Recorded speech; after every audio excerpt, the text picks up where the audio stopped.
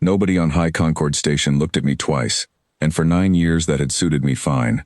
I pushed a cart down the lower ring every morning at 0500, past the diplomatic wing where the Alira kept their good carpets, down into the service crawl where the real work of the station lived. Filters, couplings, the long gray throat of machinery that made the pretty rooms upstairs possible. My name is Simon Alder. I clean the Threshold Hall's Transposer coils for a living, among other things, and I have never once been invited to a treaty dinner. That morning I heard the alarm before I understood it, not the fire kind, the other kind. The one that means somebody in a very expensive uniform is about to have the worst day of his career. I was 3 decks down, elbow deep in a coolant trap, when Descarel's voice came over the comm asking every off-duty systems engineer to report to the Threshold Hall immediately. Deska didn't ask people things, she told them. Asking meant she was scared. I finished the trap because that's how you finish a trap. You don't leave a job half done because someone upstairs is panicking, and then I climbed the service ladder to see what was wrong. I'd learned that lesson a long time before High Concord Station, on a job that had nothing to do with alien coils. My first foreman used to say a man who abandons a task half finished because something louder is happening somewhere else will spend his whole life finishing nothing. I never forgot it. It's the kind of thing that sounds like wisdom when you're 22 and turns out, 40 years later, to actually be wisdom. The Threshold Hall was full of people who outranked me by titles I couldn't have spelled. 6 Alira engineers stood around the Transposer's central ring in their pale blue coats, and every one of them had the same look. The look of men reading numbers that refused to make sense. The ring itself sat quiet, a broad silver arch taller than 3 men, its inner field dark and waiting. 2 technicians had gone through it that morning on routine courier business. Only one had come out whole. I won't describe the other one. I'd cleaned worse in my life, but I won't describe it, and it isn't the point of this. The point is that it shouldn't have happened at all. Not on a station-grade transposer with redundant fields and a maintenance log signed off every week. Recalibrate the phase lattice, the chief engineer was saying, to nobody, to everybody. Again. Run it again. They ran it again. The diagnostics came back clean, the way they had the first 4 times. Clean readings, a dead man on a stretcher, and an emperor scheduled to walk through that ring in 51 minutes for a signing ceremony that 6 worlds had been waiting 2 years to see happen. I should say plainly that nobody asked me to be there. I stood near the maintenance hatch with my cart, the way I always did, invisible in the way of men who wear gray coveralls in rooms full of blue ones. I watched them chase the lattice numbers for a while, and somewhere in there I noticed something that had nothing to do with lattices at all. A smell. Faint, mineral, a little sweet. I'd smelled it before, twice, both times right before a filter clogged badly enough to throw the coil housing's temperature off by a hair. Not enough to trip an alarm. Just enough, over an hour, to warp the field by degrees too small for their instruments, and too large for a man walking through it. Nobody diagnoses a machine by smell. That's not in their manuals. It's in mine, because I've had my hands inside that housing every 3rd week for 9 years, clearing the same mesh filter that traps grit the ventilation never quite catches. And I know what it smells like when that filter's been neglected past its service window. I want to be fair to the 6 engineers standing there, because none of them were fools.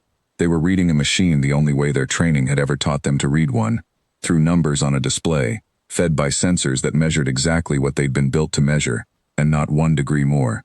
A filter clogging by a fraction of a percent over an hour doesn't register on a phase lattice. It only registers on a man's palm, pressed flat against warm housing metal, the way mine had been pressed against it 3 times a month since the week I'd started this job. I didn't announce anything. I've learned that a man in gray coveralls announcing things to men in blue coats gets a polite nod and nothing else.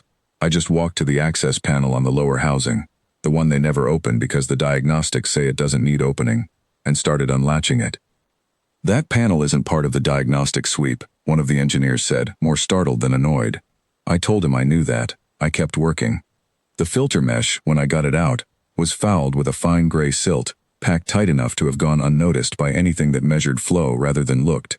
9 years of knowing what that mesh should look like told me everything the 6 of them and their clean diagnostics hadn't. I took the bristle brush and the probe out of my kit, the same 2 tools I use every 3rd week, nothing special about either one, and I cleared it the way I always clear it, methodical, unhurried, because rushing a filter just packs the silt in tighter. It took about 10 minutes. I ran my hand along the coil housing afterward and felt the temperature even out under my palm, the way it always does when the job's done right. I didn't say anything clever.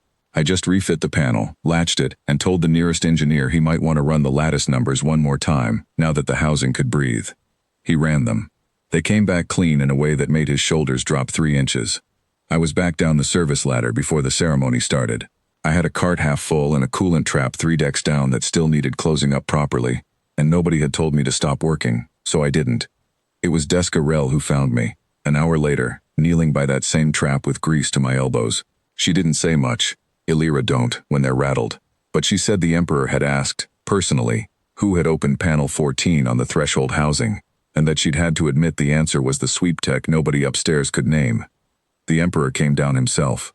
I want to say that plainly, because it still strikes me as strange to write, Vask Thren, in the plain gray-blue coat he wore for working days rather than the ceremonial white, walked down the service ladder into the crawl space where I keep my cart, and stood there while I finished latching the trap, because I wasn't going to leave it half-closed for an Emperor any more than I would for Descarel. He asked me how I'd known. I told him the truth, that I hadn't known anything the diagnostics didn't tell everyone else, except what a filter smells like after 9 years of clearing it, and that any man who'd held my job that long would have caught it the same way. He looked at me for a while after that, the way a man looks at something he'd walked past every day without once seeing. He offered me a household appointment, keeper of the threshold, a title, a suite 2 decks up, a seat near enough the treaty table that history would have written my name down somewhere. I thanked him for it. I told him, as plainly as I could, that I liked my cart, my crawl space, and the particular quiet of a job nobody else wanted, and that I'd rather keep the 3rd Tuesday filter route than trade it for a title I hadn't earned anyway but by accident of habit. He didn't argue with me. Illyra don't argue with a man who's just told them a plain truth. He crouched instead, right there on the crawl space decking in his working coat, and looked at the coolant trap I still had open in front of me, the way a man looks at a piece of machinery he's never actually had to touch himself. He asked what it did.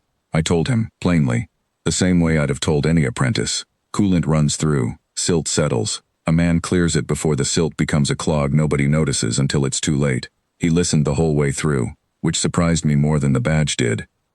Then he stood, and before he climbed back up the ladder he took the old service badge off his own coat, the plain gray one every dock worker on the station wears, not the ceremonial kind, and pinned it, quietly, over my own.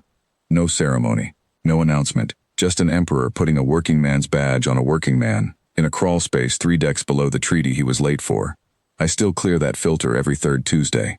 It still smells the same when it's due. Nobody upstairs has learned to notice it, and I've stopped expecting them to. But I keep that badge pinned inside my coat where the fabric doesn't show it, and some mornings, pushing my cart past the good carpets on my way down, I touch it once, and that's enough.